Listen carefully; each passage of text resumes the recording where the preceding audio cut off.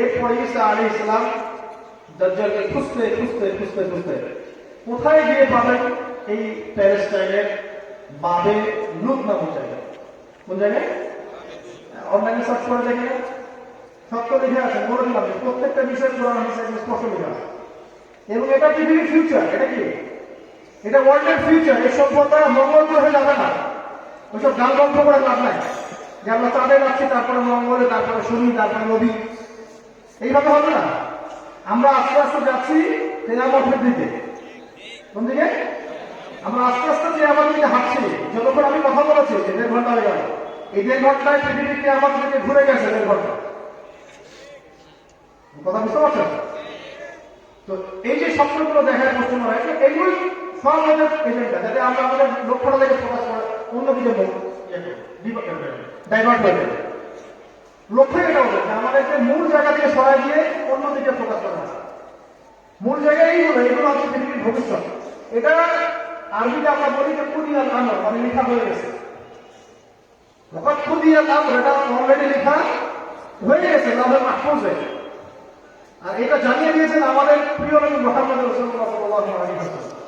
আর তিনি কবে জানিয়েছেন সেটাও বলে, তিনি এগুলো জানিয়েছেন 1400 বছর আগে। এই যে আমি এখন বছর লেকচার দিচ্ছি 2023 সালে, এখন কয় তারিখ? ডিসেম্বর মাসের 28, 29। আর এই কথাগুলো নবীজি বলেছেন আজকে থেকে 1400 বছর আগে।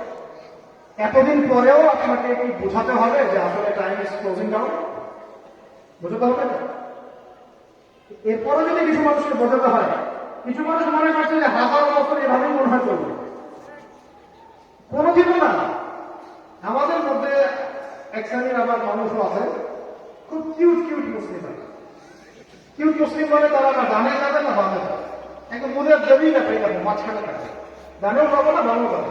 ডানে গেলে যদি বামের লোকরা খারাপ বলে, বামে গেলে যদি ডানের লোকরা আবার খারাপ বলে। কেন গালি খাওয়ার কি দরকার আছে? সমালোচনা শোনার কি দরকার? বিপদ ফেস করে কি দরকার? মুখের জমি না পেয়ে যাবে, মাঝে মাঝে কিউট ইসলাম। এদের ফিলোসফি হচ্ছে যে আমরা এভাবেই 100, 200, 500 বছর দাওয়াতি কাজ করবো, আস্তে আস্তে দিন কায়েম হবে। জীবনে হবে না, এভাবে কোনোদিন হয়নি, হবেও না। হবে না, আপনি লিখে নেন। নবী সাল্লাল্লাহু আলাইহি ওয়াসাল্লামের তরিকা এমন নয়। নবী সাল্লাল্লাহু আলাইহি ওয়াসাল্লাম যখন হক পেয়েছেন আল্লাহর পক্ষ থেকে, স্পষ্ট ইজহার করেছেন এইটা হক, এটা বাতিল, এইটা সত্য, এটা মিথ্যা, এইটা ন্যায়, এটা অন্যায়। তিনি মাঝামাঝি মুখের জমি না বাইনা হক থাকেন। তিনি জানতেন হিকমত কাকে বলে, প্রজ্ঞা কাকে বলে। তো তাহলে নবী সাল্লাল্লাহু আলাইহি ওয়াসাল্লামকে 23 বছরে এতগুলো গালি কেন সহ্য করতে হলো? এতগুলো মাইক খেতে হলো? দেশ থেকে বের করে দেওয়া হলো কেন? চাচারা কেন এত খেতে যায়? তাকে 15 বার হত্যা করার চেষ্টা করা হয়েছে আমাদের নবীকে। তাকে 16টা গালি দিয়েছে মানুষ। তার সাহাবীদেরকে তার চোখের সামনে নির্মমভাবে নির্যাতন করেছে। তিনি হাবাসায় হিজরত করেছেন, সাহাবীরা হাবাসায় হিজরত করেছেন। আল্লাহ নবী নিজে তায়েফে গিয়েছেন, আবার ওখান থেকে মাইক খেয়ে আবার মক্কায় এসেছেন, সেখান থেকে আবার গিয়েছেন মদিনায়। তারপরে আস্তে আস্তে বলো রুহুদ, খন্দক, খায়বার। প্রায় আপনি যদি তার সিরাত পড়েন, নবী সাল্লাল্লাহু আলাইহি ওয়াসাল্লাম সিরাত পড়ে দেখবেন প্রায় 80 থেকে 90টা সশস্ত্র যুদ্ধ তিনি করেছেন। কয়টা? 80 থেকে 90টা ব্যাটল হয়েছে। ব্যাটল শুধু বদর, উহুদ, খন্দকই না, এগুলোকে বলা হয় গাজওয়া। কি বলা হয়? এছাড়া সারিয়া হয়েছে অনেক। সারিয়া মানে ছোট ছোট সামরিক অভিযান। এই যে আমাদের ভাই অনেক সময় বলে না সামরিক অভিযান, সারিয়া। প্রায় হিসাব করে দেখা যায় 100-র কাছাকাছি এরকম ঘটনা করেছে। তো তাকে তিনি বুঝতেন না হিকমা কাকে বলে, তিনি বুঝতেন না প্রজ্ঞা কাকে বলে। তো তার যে এই যে দিন প্রতিষ্ঠার পদ্ধতি, ইলম, তাসকিয়া, দাওয়াত, জিহাদ, ইকামতুল দিন, এই পলিসির বাইরে গ্লোবালি দিন কায়েমের কোনো সুযোগ নেই, কোনো ক্যাট নাই। ওইভাবে কিউট ইসলাম দিয়ে দিন কায়েম হবে। এটা হক আর বাতিল স্পষ্ট করে রেফার করতে হবে। এই জায়গায় শেষ করে দিচ্ছি, নবী সাল্লাল্লাহু আলাইহি ওয়াসাল্লাম এই বিষয়গুলো জানিয়ে দিয়ে গেছে। পদ্ধতি এইটাই, ঈসা ইবনে মারইয়াম এভাবে গিয়ে মাসিহুদ দাজ্জালকে বাঁধাইতে হতো। তখন ম্যাসিভ ব্যাটল হবে, ম্যাসিভ ব্যাটল। এই পৃথিবীর সামনে আরো অনেক বড় বড় যুদ্ধ দেখতে যাচ্ছে। এই বিশ্বটা আস্তে আস্তে সামনে আরো বড় বড় যুদ্ধ দেখতে যাচ্ছে, যার সামনে প্রথম বিশ্বযুদ্ধ কিছুই না, দ্বিতীয় বিশ্বযুদ্ধ কিছুই না, যার সামনে ভিয়েতনাম ওয়ার, এই হিরোশিমা নাগাসাকি বোম্বিং, এই আপনার ওই মৌসুমের কনফ্লিক্ট, ওই আপনার রাশিয়ান যেটা হয়েছে সোভিয়েতের কনফ্লিক্ট, ইরাক ইরান যুদ্ধ, এখনকার চলমান যেগুলা হচ্ছে ইরাকে, আফগানে, এখানে এগুলো খুব ছোট। এমন ম্যাসাকার ম্যাসিভ ব্যাটেল এই বিশ্ব দেখতে যাচ্ছে সামনে, এবং সেখানে পুরো বিষয়গুলো স্পষ্ট করা সম্ভব। এবং ইনশাআল্লাহ সর্বশেষ পর্যায়ে যে ঈসা আলাইহিস সালামকে আল্লাহ পাক আবার পাঠাবেন লেখা হয়ে গেছে। ওমা কাতালুহু, আমার লেকচার যদি কোনো খ্রিস্টান শুনে থাকেন বা কানে যায় শুনে নেবেন, এবং যারা খ্রিস্টান মিশনারিদের হয়ে কাজ করছেন বাংলাদেশের শুনে নেবেন। এবং এটা বাংলাদেশের ব্যাপক হারে তৎপরতা বেড়েছে। আমরা শহরে আছি, আমরা বুঝি না, ফুট লেভেলে যান দেখবেন গ্রামের পর গ্রাম মানুষ ইসাই মুসলিম হওয়া শুরু করেছে। ইসাই মুসলিম আবার কি, একটা জবের জন্য, একটু টাকার জন্য, খাবারের জন্য ইমান বিক্রি করে দিচ্ছে।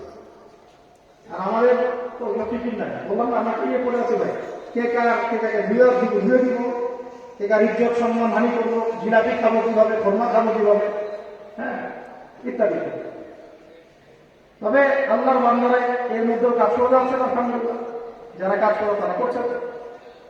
তো ওদেরকে বলতে চাই একটা, আল্লাহ পাক বলেছেন ওয়ামা কাতালুহু, তারা ঈসা ইবনে মারইয়ামকে হত্যা করতে পারে নাই।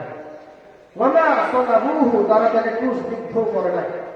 মেরি ক্রিসমাস বলে কিছু নাই বিশ্বে, এই বিশ্বে মেরি ক্রিসমাস বলে কিছু নাই, কারণ আল্লাহ রাব্বুল আলামিন সন্তান জন্ম দেন নাই। লাম ইয়ালিদ ওয়া লাম ইউলাদ ওয়া লাম ইয়াকুল লাহু কুফুয়ান আহাদ। আল্লাহ পাক কাউকে জন্ম দেন নাই, কারো কাছ থেকে তিনি জন্ম নেনও নাই, তার সমতুল্য কিছু নাই। এটা শুধু সূরা ইখলাসে আছে তা নয়, এটা সূরা মারিয়ামেও আছে, এটা সূরা বনী ইসরাঈলেও আছে। পড়ে দেখেন, আমি এত ডিটেইলস এখন বলতে পারবো। তো আল্লাহ বলছেন ওয়ামা সালাবুহু, তারা তাকে ক্রুশবিদ্ধ করতে পারে নাই, ওয়ালাকিন শুব্বিহা লাহুম, কিন্তু তাদের কাছে মনে হয়েছিল যে এমন করেছে। আল্লাহ পাক তাদেরকে এভাবে বিভ্রান্ত করে দিয়েছে। বাল রাফাআহু আল্লাহু ইলাইহি, বরং আল্লাহ পাক তাকে তার কাছে উঠিয়ে নিয়েছেন। সুবহানাল্লাহ। কেন উঠিয়ে নিয়েছেন? কারণ তার একটা মিশন এখনো বাকি আছে, তার একটা আনফিনিশড জব এখনো বাকি আছে। ওই কারবালার প্রান্তর ইমাম হুসাইনের সেই আনফিনিশড জবটা পালন করবেন ইমাম মাহদী।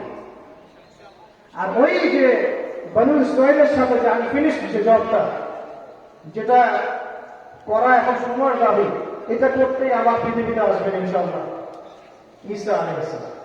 দুইজনের দুটো ফাংশন আছে। ওই যে কারবালার যে ঘটনা মনে আছে আপনাদের, ওই জালেমদের এগেইনস্টে মাজলুমদের রক্ত দেয়া মনে আছে? কারবালার প্রান্তরে নির্মম শাহাদাত ইমাম হোসেন রাদিয়াল্লাহু আনহু, তার যে আনফিনিশড যে মিশন, ওই মিশনটা পূরণ করবেন ইমামুল মাহদী। তিনি সমস্ত জালেমের শেকড় কেটে ফেলবেন ইনশাআল্লাহ। আর ঈসা আলাইহিস সালামের ফাংশন কি? তা হবে আল্লাহ রাব্বুল আলামিন মিথ্যা মাসীহের মৃত্যু লিখেছেন। তিনি সত্য মাসীহ, সত্য মাসীহের হাতে আল্লাহ পাক মিথ্যা মাসীহ মাসীহুদ দাজ্জালের হত্যা লিখে রেখেছেন। এই আনফিনিশড জবটা পূরণ করতেই আল্লাহ পাক তাকে আবার পাঠাবেন। এবং তিনি তাকে বাবিলুন নামক জায়গায় হত্যা করার পরে ওই জায়গায়, অর্থাৎ এই বাইতুল মুকাদ্দাস, এখন যেখানে দেখছেন রক্ত আর রক্ত, বাচ্চার রক্ত, ভাইয়ের রক্ত, বোনের রক্ত, এটা অক্টোবর মাসের ঘটনা না।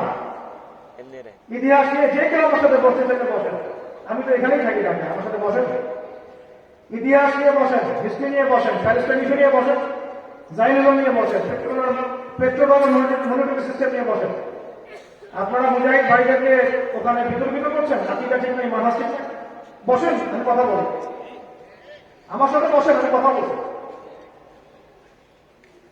এটা শুধু অক্টোবরের ঘটনা নয়, 1914 সাল থেকে নিয়ে 2023 পর্যন্ত প্রতিদিন গড়ে প্রায় 2 থেকে 2.5 জন মানুষকে হত্যা করা হয়েছে। লক্ষ লক্ষ মুসলমান একদিন দিনে, লক্ষ লক্ষ লক্ষ লক্ষ বাস্তুচ্যুত করা হয়েছে, উদ্বাস্তু করা হয়েছে, জমি দখল করা হয়েছে। লক্ষ লক্ষ সংখ্যা বলা হয়তো বেশি হয়ে যাবে, কিন্তু হাজার হাজার দিদি বোন, আমাদের মুসলিম বোনদেরকে উঠিয়ে নিয়ে ধর্ষণ করা হয়েছে। ওরা লক্ষ লক্ষ বাচ্চাকে হত্যা করেছে, হাজার হাজার ভাইদেরকে হত্যা করেছে। আপনি অক্টোবর মাসের একটা ঘটনাকে নিয়ে এটাকে অ্যানালাইসিস করেছেন, কে ঠিক কে ভুল ইত্যাদি ইত্যাদি। আল্লাহ পাক বিশ্বের মধ্যে কিছু কিছু ঘটনা ঘটান, যে ঘটনাগুলোর মধ্য দিয়ে কাফের, ফাসিক, জালেম, মুশরিক, মুনাফিক সব আলাদা হবে।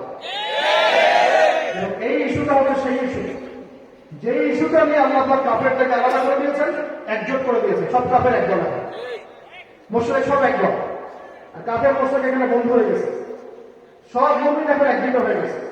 আবার একই সাথে সব মুমিনের ভিতরে ইসলামের নামধারী মুনাফিকরাও আলাদা হয়ে গেছে।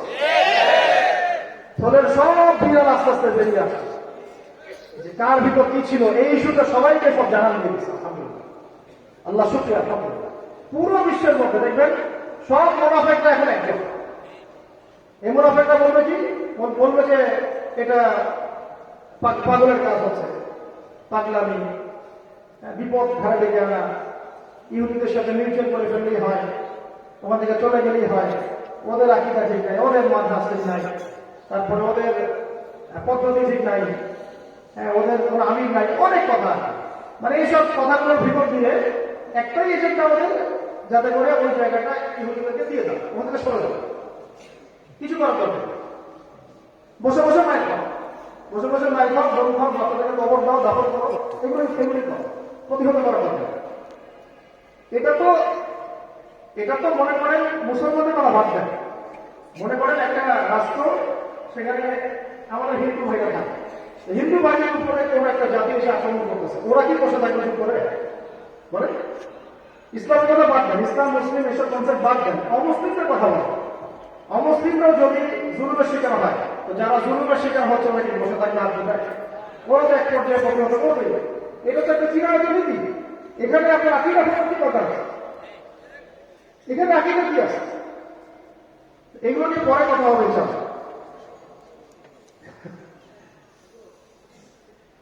শেষ করে দিব, আমি স্পষ্ট করতেছি। আমাকে বলতেছে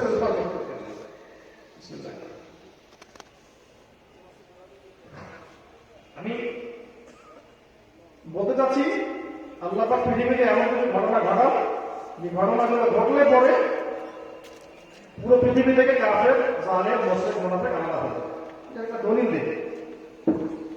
উহুদের যুদ্ধ শনিবারে হয়েছে, শাওয়াল মাসে, সকালবেলা। মুসলিম সৈন্যের সঙ্গে 1000, কতজন? খুব ভালো মতো 1000 জন যাচ্ছেন গ্রহণ প্রস্তুতি নিয়ে। তার আগে নবী সাল্লাল্লাহু আলাইহি ওয়াসাল্লাম পরামর্শ করছেন ভিতরে করবো না বাইরে করবো। তো সাহাবীরা কিছু বলেছেন যে ভিতরে না, বাইরে গিয়ে করবো, মদিনার বাইরে গিয়ে। নবীজি বর্ম করে ফেলেছেন। এরপরে সাহাবীরা আবার এসে বলছেন যে আল্লাহ নবী ভিতরে করলে মনে ভালো হতো সাল্লাল্লাহু আলাইহি ওয়াসাল্লাম। তিনি বলছেন যে নবী যখন একবার বর্ম করে ফেলে তখন সেটা খোলা যায় না, আমরা বাইরে যাবো। তো তিনি তার স্বপ্নের কথাও ব্যাখ্যা করলেন যে আমি স্বপ্ন দেখেছি কিছু গাড়ি জবাই করা হচ্ছে। এর কি তাবিদ করেছেন ইয়া রাসূলুল্লাহ? সাহাবীরা জিজ্ঞাসা করলেন সাল্লাল্লাহু আলাইহি ওয়াসাল্লাম। তিনি বললেন আমার কাছের কিছু মানুষ এই যুদ্ধে শহীদ হবে, আমার কাছের কিছু মানুষ এই যুদ্ধে শহীদ হবে। এখন যুদ্ধ শুরু হবে, উহুদ প্রান্ত করে দেখেছেন জামালের উম্মায় তীরন্দাজ মজুদ করা হলো, সেনাবাহিনী ফর্ম করা হলো। যুদ্ধের মাঠে সকালবেলা ওই জাস্ট মাঠে ঢোকার আগের জায়গাটাতে 300 জন মুনাফিক বের হয়ে যায়। কতজন? এটা আপনারা বুঝবেন না, যারা প্রশাসনে আছেন তারা এগুলো খুব ভালো বুঝবেন। ব্যাটেল ফিল্ডে যখন এরকম কিছু কেউ করে তখন সাইকোলজিক্যালি একটা কিন্তু ডাউনফল হয়, জানেন? আমার মনে হয় শক্তি কমে গেল। এটাই ছিল মুনাফিকের উদ্দেশ্য, মুমিনদেরকে সাইকোলজিক্যালি মানে মেন্টালি দুর্বল করে দেওয়া। যুদ্ধের মাঠ পর্যন্ত গেল কেন? তাহলে তার উদ্দেশ্য ছিল এটা, যুদ্ধের মাঠ পর্যন্ত গিয়ে 300 জন বের হয়ে চলে আসে। তো এই সময় হামজা রাদিয়াল্লাহু আনহু একটা কথা বলেছিলেন, ওই কথাটা আমি বলতে চাচ্ছি। হামজা রাদিয়াল্লাহু আনহু তখন বলছেন যে আলহামদুলিল্লাহ, এটা আল্লাহ পাকের অনেক বড় নিয়ামত যে যুদ্ধ শুরু হওয়ার আগেই আল্লাহ পাক অপবিত্রতা থেকে পবিত্রতাকে আলাদা করে দিয়েছে। কে বলবে কথাটা?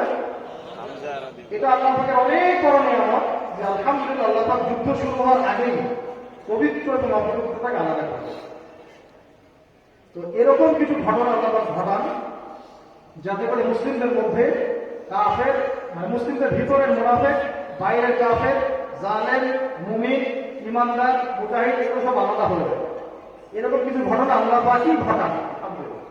এবং এখনকার পুরো বিশ্বের সবকিছু যেহেতু ওই জায়গা থেকে নিয়োজিত হয়, মানে ওই জায়গা থেকে নিয়োজিত হয় বলতে বোঝাচ্ছি ওই লক্ষ্যটাকে কেন্দ্র করতে হয়। মুসলিমদেরও যেমন লক্ষ্য বাইতুল মুকাদ্দাস, ইহুদিদেরও লক্ষ্য বাইতুল মুকাদ্দাস, খ্রিস্টানদেরও লক্ষ্য কিন্তু বাইতুল মুকাদ্দাস।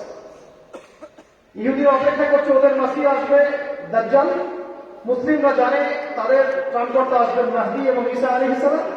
আবার এই খ্রিস্টানরাও মনে করছে যে ওদের একজন এন্টি খ্রিস্ট আসবে।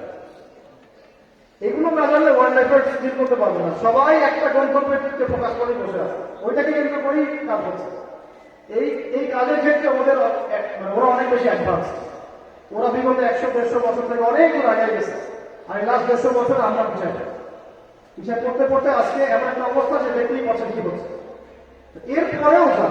এরপরেও যারা কর্ম প্রেক্ষাপট বুঝতে পারে না বা মুমিনদের পক্ষ নেয় না, এরা যে আল্লাহর জমিনে খাঁটি এবং পাক্কা মুনাফিক, এদের নাম নিতে আমার লজ্জা হচ্ছে। আমি কারো নাম নিব না কেন? বিকজ আমি চাই না যে আমি এমন কোন ব্যক্তির নাম উচ্চারণ করি যে ব্যক্তি এই যুদ্ধে, ইহুদিদের সাথে মুসলমানদের যুদ্ধে ইহুদের পক্ষ অবলম্বন করেছে। এমন কোন ব্যক্তির নাম নেওয়া আমাদের জন্য যায় না। আমাদের গায়ক ব্যক্তিত্বের খেলা, আমাদের সম্মানের খেলা, আমাদের ইজ্জতের খেলা। আমরা এগুলোর নাম পর্যন্ত উচ্চারণ করা দরকার হয়। ওরা কি করতেছে বলো, ফেসবুকে কি করতেছে বলো, ইউটিউবে, ওদিকে তাকাবেন না, আপনারা ওদিকে ভ্রুক্ষেপও করবেন না। এগুলো পচা শাবক, হাঁটলেই পা কেটে যাবে, যত হাঁটবেন তত পা কেটে যাবে। কিন্তু আল্লাহ রাব্বুল আলামিন স্পষ্ট করে দিয়েছেন যে এই ইস্যুগুলোর মধ্য দিয়ে কারা হকপন্থী, কারা বাতিল, কারা ইসলামের পক্ষে আছে, কারা বিপক্ষে আছে। একটা কথা বোঝেন প্রিয় ভাই, আপনি মাযহাব দিয়ে, তারপরে কোন উসুল দিয়ে, কোন ফিকহি মাসআলা দিয়ে, কোন ইখতিলাফি মাসআলা দিয়ে, কোন আইডিওলজি দিয়ে আপনি এখন বিশ্বের মুসলিমদেরকে এক করতে পারবেন না। আমি কথাটা বলার চেষ্টা করি। আপনি যদি বলেন সবাই হানাফি মাযহাবে অন্তর্ভুক্ত হলে ঐক্য হবে, হবে না। সবাই শাফিঈ হলে ঐক্য হবে, হবে না। সবাই হাম্বলি হলে হবে না। সবাই মালিকি হলে হয়ে যাবে, হবে না। কেউ যদি মনে করে না এগুলো বাদ দিয়ে সবাই যদি আমাদের সব মাযহাব ছেড়ে দিয়ে লামাযহাবি হয়ে যায় তাহলে হবে, তাও হবে না। আমরা কথাটা বোঝার চেষ্টা করি। এখন পুরো বিশ্বটাকে ঐক্যবদ্ধ করা, মুসলিমদেরকে এক জায়গায় নিয়ে আসা অন্যতম একটা মূলনীতি হচ্ছে এইটা, সেই কথায় আসেন যা আপনারা আমরা একমত। এখন পুরো বিশ্বের মুসলমানদেরকে ঐক্যবদ্ধ করতে পারে আল-আকসা ইস্যু। এখন যদি মুমিনদেরকে, মুসলিমদেরকে একটা জায়গায় কেউ আনতে পারে, কোন ইস্যু আনতে পারে, সেটা হলো আল-আকসা ইস্যু। এবং এই ইস্যুকে কেন্দ্র করে যদি আকীদাগত ঐক্য থেকে আমাদের মধ্যে, ইনশাআল্লাহু তাআলা মুসলিমদের ঐক্য সম্ভব। আল্লাহ পাক এই কারণে এইসব ঘটনাগুলো ঘটান, যাতে মুসলমানরা একটি ঐক্যবদ্ধ হতে পারে, মুমিনরা ঐক্যবদ্ধ হতে পারে, মুনাফিকদের চরিত্র প্রকাশ পেয়ে যায়, কাফেরদের চরিত্র এবং জুলুম স্পষ্ট হয়ে যায়, এবং মাজলুম কারা তারা পুরো বিশ্ব চিনে ফেলে, জালেম যারা পুরো বিশ্ব চিনে ফেলে। এই কারণে আল্লাহ পাক এই ঘটনাগুলো ঘটান। এরপরেও যদি আমাদের চোখ না খুলে, আমি নাম বলতে যাচ্ছি না, ওস্তাদ অনুরোধ করতেছেন, আমি নামটা পরে বলতে যাচ্ছি না, এরপরে যদি আমাদের চোখ না খুলে আপনি সূরা কাহাফ তেলাওয়াত করেন, এটাই আপনার মধ্যে মনে আছে। সূরা কাহাফ তেলাওয়াত করলে পরেই চোখ খুলবে। এই চোখটা আপনার খোলা আছে, এই চোখ আপনার খোলা আছে, এটা বন্ধ নাই, কিন্তু এই চোখটা এখন বন্ধ আছে। এই চোখটাকে খুলতে গেলে আপনার সূরা কাহাফ লাগবে। কেন লাগবে? এবার খিদির আর মূসার ঘটনা করবে। কেন নৌকা ফুটা করছেন? কেন বাচ্চাকে হত্যা করছেন? কেন দেয়াল নির্মাণ করছেন? একজন নবী হয়েও মূসা আলাইহিস সালাম এটা ধরতে পারছেন না। একজন নবী হয়েও তিনি এটা উত্তর জানতে পারছেন না, বুঝতে পারছেন না, কিন্তু খিদির আলাইহিস সালাম তার এই চোখ খোলা। তিনি বলছেন নৌকা ফুটা না করলে সামনে জন্ম শুনিয়ে নিবে, এই বাচ্চাকে হত্যা না করলে এই বাচ্চা বড় হয়ে কাফের হবে, অনেক বড় কাফের হবে, পিতা মাতাকেও কাফের করে ছাড়বে। মানে সন্তান কাফের হবে, বাবা মাকে কাফের বানাবে, মানে ওই যে আমাদের প্রজন্ম কাফের হয়ে পিতা মাতাকে কাফের বানানো হবে। ওই যে আমাদের নাস্তিক প্রজন্ম বাপ মাকে পর্যন্ত কাফের বানাচ্ছে, নিজে তো কাফের হয়েছে, বাবা মাকে কাফের বানাচ্ছে। আর দেয়াল নির্মাণ না করলে এই দেয়ালের নিচে এতিম বাচ্চাদের সম্পদ আছে, এটা মানুষ নিয়ে চলে যাবে। এই ঘটনা আপনাকে বুঝাবে সেটা কাহাবে যে বাহ্যিক চোখে আপনি যা দেখছেন সারা ওয়ার্ল্ডে এটাই রিয়েলিটি না, ভিতরে একটা চোখ আছে। ওই চোখ দিয়ে যখন আপনি দেখতে শিখবেন, দেখবেন যাকে আপনি রিয়েলিটি মনে করছেন এটাই ফেক, যাকে রিয়েলিটি মনে করছেন ওয়ার্ল্ডে এটা ফেক, আর যেটা রিয়েলিটি ওইটা এখন আপনি ধরতে পারছেন। আজকের লেকচারে আমি কিছু রিয়েলিটি আপনার সামনে তুলে ধরার চেষ্টা করছি। রিয়েলিটি হচ্ছে এই যে আমরা এখন ফ্যান্টাসি দেখছি। রিয়েলিটি হচ্ছে যে আমরা মনে করছি যে আমরা পুরো বিশ্বের অনেক বড় শক্তি। হ্যাঁ, আমাদের মুসলিমদের সংখ্যা ১৫ করার মতো কোটি কোটি, কে আমাদেরকে শেখায়? আদতে আমরা করা হবে। রিয়েলিটি হচ্ছে যে সারা বিশ্ব আমরা শাসন করেছি এক সময়, এখন আমাদেরকে আমরা শাসন করবো। রিয়েলিটি হচ্ছে আমরা সবাই বস্তুবাদী হয়ে গেছি বেশিরভাগই। রিয়েলিটি হচ্ছে আমরা লাইফের মূল অ্যাম্বিশন মূল হারাই ফেলেছি। রিয়েলিটি হচ্ছে আমরা হারামখোর হয়ে গেছি বেশিরভাগ। রিয়েলিটি হচ্ছে আমাদের প্রজন্ম এখন জেলা মাদক পর্ন নিয়ে গেছে। রিয়েলিটি হচ্ছে যে বিশ্বে এত বড় বড় ইনসিডেন্ট ঘটার পরেও আমরা চিনতে পারছি না যে কারা মুমিন, কারা মুসলিম, কারা মুনাফিক, কারা মুরতাদ, কারা কাফের, কারা সালেহ। এখান থেকে বের হতে হলে ফার্স্ট অফ অল আমাদের অন্তর্দৃষ্টি লাগবে, যেটার জন্য ইলম অর্জনের কোনো বিকল্প নেই। আল্লাহ পাক আমাদের সবাইকে ইলম অর্জনের তৌফিক দান করে। এই বিষয়ে বলেছিলাম যে আপনারা যখন দিনের দিকে আসবেন, নামাজ 5 ওয়াক্ত করে এই 2-4টা বই পড়ে মনে করবেন না যে আপনি অনেক বড় হয়ে গেছে। ওলামায়ে কেরামের সহবতে থাকবেন, আলেম ধরে থাকবেন, আকাবেরদের সাথে থাকবেন এবং একটা সিলেবাস ওয়াইজ পড়াশোনা করবেন। একটা সিলেবাস ওয়াইজ পড়াশোনা করবেন। বিনয়ী হবেন, নম্র হবেন, অহংকার করবেন না, সমর করবেন না। কোনো কিছু আসলেই ফেসবুকে গরম করে ফেলতে হবে। ঠান্ডা মাথায় আস্তে আস্তে আগাবেন, আল্লাহ পাক তৌফিক দান করেন। এরপরে নিজেকে পরিশুদ্ধ করা, জানা অনুযায়ী আমল করা। আমরা যা ইলম অর্জন করছি এটার উপর আমল নিজের উপর নিয়ে আসতে হবে। আমাদের মধ্যে কতজন ফজরের নামাজ পড়ে এটা হচ্ছে কথা। আমরা কতজন 5 ওয়াক্ত নামাজ পড়ি এটা হলো কথা।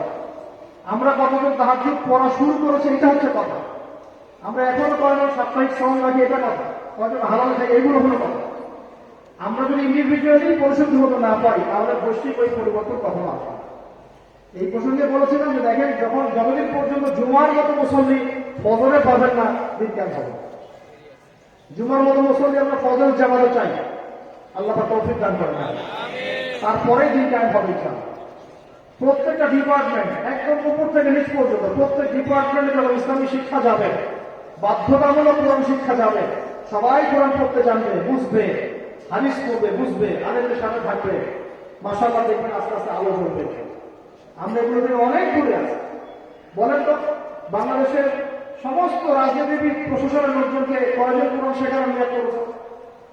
তারা কয়জন কোরআন জানে? তাদের মধ্যে কতজন কোরআন তেলাওয়াত করতে জানে? কতজন কোরআনের অর্থ জানে? কতজন 40টা হাদিস জানে?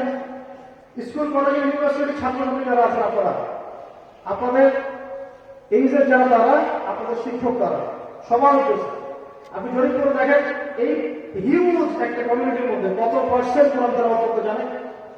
কত পার্সেন্ট কোরআনের 10টা সূরার অর্থ বলতে পারবে বা 10টা আয়াত আরবি দিয়ে অনুবাদ করতে পারবে? বাংলাটুয়ারি মানে আমরা কি নিয়ে পড়ে আছে বলেন? কিভাবে এগুলো দুই অর্জন করবে? উপর থেকে নিচ পর্যন্ত 16 কোটি মানুষকে নামাজি হতে হবে, আল্লাহ তৌফিক থাকবে। একটা বেনামাজি থাকবে না ইনশাআল্লাহ বাংলাদেশে। তখন দেখবেন দিন অটোমেটিক্যালি কাজ হয়ে গেছে ইনশাআল্লাহ। এমন একজন ছেলে যেন না থাকে বা মেয়ে না থাকে, আবার বৃদ্ধ না থাকে যে কোরআন জানে না, কোরআন তেলাওয়াত জানে না, ইনশাআল্লাহ দেখবেন তখন দিন কাজ হবে। যখন দেখবেন ইনশাআল্লাহ আমরা সবাই হালাল খাবার দিকে ঢুকছি, দিন কাজ হবে ইনশাআল্লাহ। যখন দেখবেন আমরা আমাদের মা বোনদেরকে পর্দায় রাখছি সবাই মিলে পারিবারিক ভাবে, কেউ চাপ দেওয়ার দরকার নেই, বড় দরকার নেই, আমরাই রাখছি, তখন দেখবেন দিন কাজ হচ্ছে ইনশাআল্লাহ। আমাদের প্রত্যেকের বাচ্চাগুলো যেগুলো আছে, ছেলে মেয়ে, আমাদের ভাই বোন, এদেরকে আমরা ডিভাইস অ্যাডিক্টেড না করে এই টিকটক